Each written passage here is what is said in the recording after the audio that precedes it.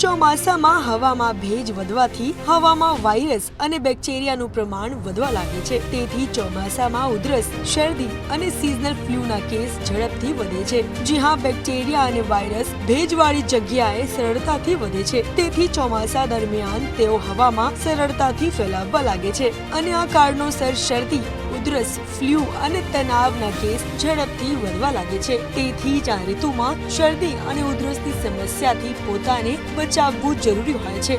તો ચાલો જાણીએ ઘરેલું ઉપચાર જે શરદી અને ઉધરસને દૂર કરવામાં અને રોગ પ્રતિકારક શક્તિને મજબૂત કરવામાં ઘણી મદદ કરી શકે છે।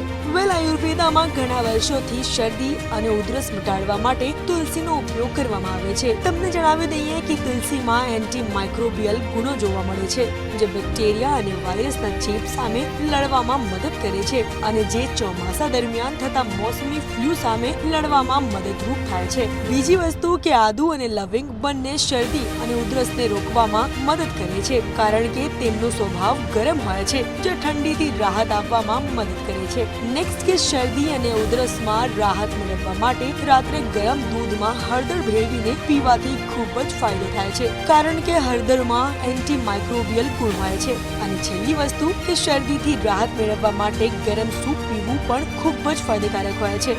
હાલ તો આ વિડીયો બસ આટલું જ। બીજા બધા કોન્ટેન્ટ્સ માટે તમે જોતા રહો મંતવ્ય ન્યૂઝ।